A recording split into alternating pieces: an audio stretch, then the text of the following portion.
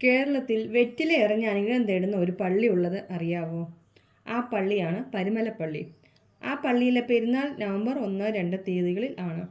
October 26 മുതൽ ഒരുപാട് ദൂരത്തു നിന്ന് അനേകം വിശ്വാസികൾ പദയാത്രയായിട്ട് വന്നിട്ട് അനുഗ്രഹം വാങ്ങി പോകാറുണ്ട്. പെരുന്നാളിന് കൊടിയേറുന്നത് ഒക്ടോബർ അവസാന ആഴ്ചയിലാണ്. പെരുന്നാളിന് കൊടിയേറുമ്പോൾ തന്നെ ദൂരെ സ്ഥലത്ത് നിന്ന് അനേകം വിശ്വാസികൾ വരാറുണ്ട് ഈ പള്ളിയിൽ. പെരുന്നാളിന് കൊടിയേറ്റുമ്പോൾ വളരെ വ്യത്യസ്തമായ ഒരു ആചാരമുണ്ട് പരുമലപ്പള്ളിയിൽ. മറ്റ് പള്ളികളിൽ കാണാത്ത ഒരാചാരമുണ്ട്. അതിന് പിന്നിൽ ഒരു കഥയുമുണ്ട്. അതും ഈ വീഡിയോയിലൂടെ ഞാൻ പറയാവുന്നതാണ്.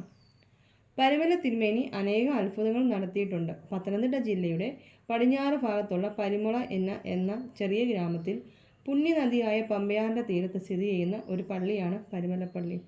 ഈ പള്ളി ഗ്രാമത്തിൻ്റെ തന്നെ മുഖമുദ്രയായിട്ട് തന്നെ മാറിയിരിക്കുന്ന പള്ളിയാണ്. ഈ പള്ളിയിൽ ഖബർ അടക്കിയിരിക്കുന്ന പരിശുദ്ധ പരുമല തിരുമേനി ചെയ്തിട്ടുള്ള പല അത്ഭുത പ്രവൃത്തികൾക്കും നമുക്ക് അറിയാവുന്നതാണ്.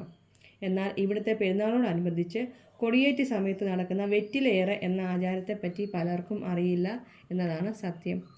പെരുന്നാൾ കൊടിയേറ്റ് സമയത്ത് വെറ്റില എറിഞ്ഞ് അനുഗ്രഹം നേടുക എന്ന ആചാരം ഈ പരുമല പള്ളിയിലുണ്ട്. വിശ്വാസികൾ വെറ്റിലയുമായിട്ട് വന്ന് കൊടിയേറുന്ന സമയത്ത് വെറ്റില എറിയുന്ന ചടങ്ങാണ്.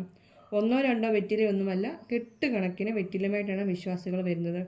പെരുന്നാൾ കൊടിയേറ്റ് സമയത്ത് കൊടി മുകളിലോട്ട് ഉയർത്തുന്നതനുസരിച്ച് വിശ്വാസികൾ അവരുടെ കയ്യിലിരിക്കുന്ന വെറ്റിലകൾ മുകളിലോട്ട് എറിയുന്നു. ഈ ചടങ്ങിനെയാണ് വെറ്റിലയേറ് എന്ന് പറയുന്നത്.